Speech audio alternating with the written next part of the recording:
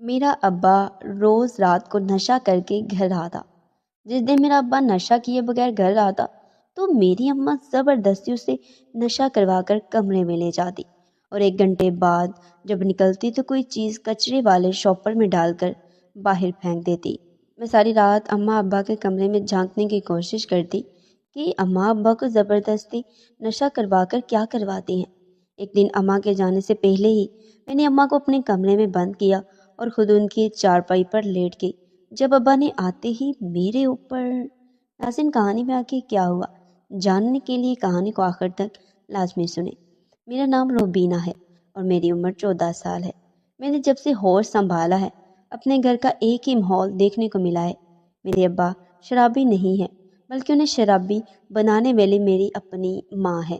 اماں سارا دن نارمل رہتی، مگر جیسے ہی ابو کے آنے کا وقت ہوتا امی بے چینی سے صحن کے چکر کاٹ کر ابا کے آنے کا انتظار کرنے لگتی۔ میں اور میرا 5 سالہ بھائی صحن میں بچھی چارپائی پر بیٹھ کر اماں کو دیکھنے لگتے۔ ابا گھر میں داخل ہوئے اور ہماری طرف بڑھے، مگر اماں انہیں بازو سے پکڑ کر کمرے میں لے گئی اور ایک بوتل میں رکھی شراب پلانے لگی۔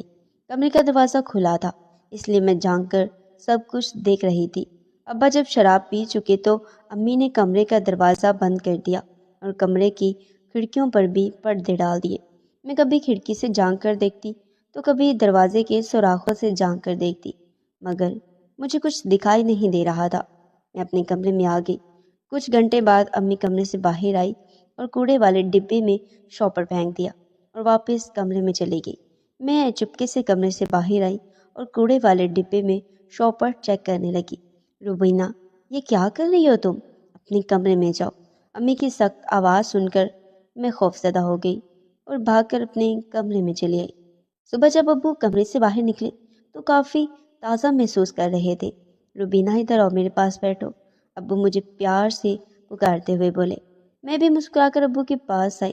وہ جیسے ہی میرے سر پر ہاتھ رکھ کر مجھے لاڈ کرنے والے تھے، امی نے آگے بڑھ کر ابو کا ہاتھ تھام لیا اور بولی، میں نے تمہیں منع کیا تھا نا ہاتھ مت لگانا، بچوں کو خاص کر روبینہ کو، مگر تم سنتے نہیں ہو۔ امی نے لڑاکا انداز میں کہا، یہ میری بھی بیٹی ہے، اس پر میرا بھی حق ہے، تم مجھے اسے پیار کرنے سے نہیں روک سکتی ہو۔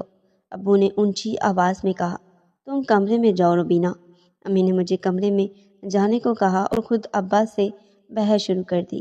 حق ہے، مگر تمہارا یہ حق اس کی زندگی نہ خراب کر دے، اس بات پر دھیان دینا۔ میں اپنے کمرے میں چلی آئی اور سوچنے لگی، اماں ابا کو مجھے لاڈ کرنے سے منع کیوں کر رہی ہے؟ وہ میرے ابا ہیں۔ میں کھڑکی سے جھانک کر باہر کی جانب دیکھنے لگی۔ ابا کام پر چلے گئے اور امی کال پر کسی سے بات کرنے لگی۔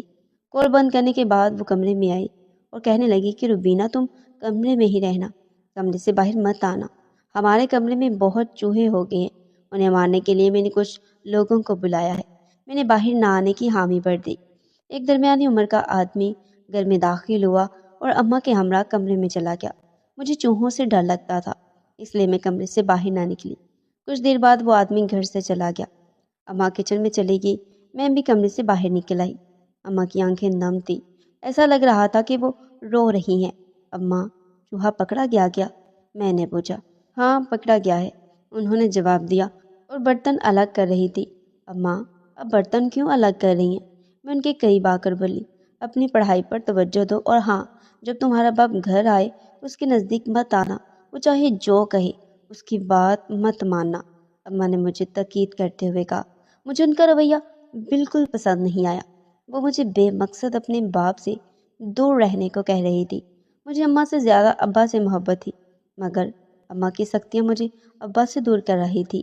رات کے وقت جب ابا گھر لوٹے تو وہ نشے میں جہاں وہ جھول رہے تھے، انہیں نشے کی حالت میں دیکھ کر امی انہیں بازو سے پکڑ کر کمرے میں لے گئی۔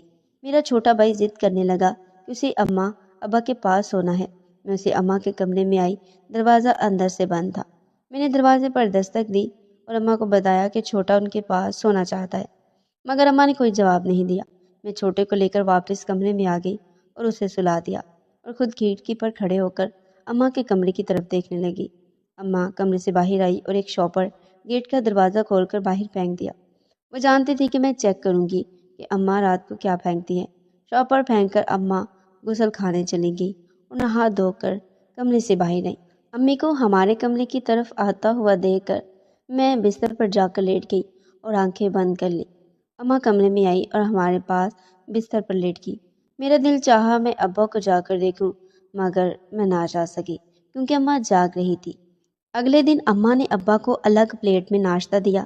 ابا نشے میں نہیں تھے مگر بہت پریشان اور اداس تھے۔ میں ابا کا مرجھایا ہوا چہرہ ہی دیکھ رہی تھی جب وہ میری طرف دیکھ کر مسکرانے لگے اور خاموشی سے ناشتہ کر کے گھر سے نکل گئے۔ اماں، تم ابا کو شراب کیوں پلاتی ہو اور ہمیں ابا کے نزدیک کیوں نہیں جانے دیتی؟ سب بچے اپنے ماں باپ کے پاس ہوتے ہیں مگر تم ہمیں اکیلے الگ کمرے میں سونے کو بھیج دیتی ہو۔ بتاؤ اماں، تم ایسا کیوں کر رہی ہو؟ میں نے ہمت جتا کر امی سے سوال پوچھ لیا، جسے سن کر اماں کا منہ حیرت سے کھلے کا کھلا رہ گیا۔ انہیں شاید مجھ سے اس سوال کی امید نہ تھی۔ تم بہت بڑی ہوتی جا رہی ہو روبینہ، اور تمہاری زبان بھی بہت لمبی ہو رہی ہے۔ اسے وقت پر اندر کر لو ورنہ میں کاٹ کر ہاتھ میں رکھ دوں گی، اماں نے سخت لہجے میں مجھے جھڑکتے ہوئے کہا۔ میں رونے لگی اور کمرے میں چلی گئی۔ میں نے سوچ لیا تھا کہ میں بھی سچ جان کر رہوں گی۔ ابا شام کے وقت جلدی ہی گھر واپس آ گئے تھے۔ انہوں نے نشہ نہیں کیا تھا۔ اماں ابا کو کمرے میں چھوڑ کر دوسرے کمرے میں چلی گئی۔ میں نے اماں کو کمرے میں بند کر دیا اور خود ابا کے کمرے میں چلی آئی۔ ابا واش روم گئے تھے۔ وہ جب کمرے میں آئے تو کہنے لگے، نازیہ، مجھے جلدی سے دوائی لگا دو، میرا سر درد سے پھٹ رہا ہے اور چکر بھی بہت آ رہے ہیں۔ وہ لڑکھڑاتے ہوئے بولے۔ ابا میرے اوپر گرنے ہی والے تھے جب اماں نے انہیں سہارا دے کر روک لیا۔ اماں کو دیکھ کر میرا چہرہ خوف سے زرد ہو گیا۔ تم جاننا چاہتی ہو نا میں تمہارے ابا کو شراب کیوں پلاتی ہوں؟ تو سنو، تمہارے باپ کو نشے کی بہت بری عادت ہے۔ وہ سستی شراب خرید کر پیتا رہا، اسی وجہ سے اسے ایڈ کی بیماری لاحق ہو گئی ہے، جس کی وجہ سے اس کی طبیعت زیادہ خراب رہنے لگی ہے۔ میں ڈاکٹر کے کہنے پر ہر رات اسے شراب کا کہہ کر دوائی دیتی ہوں، جسے لینے سے اسے الٹیاں ہوتی ہیں۔ ایڈز تو لا علاج بیماری ہے، مگر مجھے ڈر تھا اگر تمہارا باپ تم دونوں کو ہاتھ لگائے گا تو یہ بیماری تم دونوں کو بھی لگ جائے گی۔ اسی وجہ سے میں تم دونوں کو اس سے دور رکھتی ہوں۔ تمہارے باپ کی نشے کی عادت نے ہماری زندگیوں کو آگ لگا دی ہے۔ اماں سچ بتا کر رو پڑی۔ میں بھی رونے لگی۔ وہ اتنا غم اکیلے ہی برداشت کر رہی تھی۔ اماں، تم ابا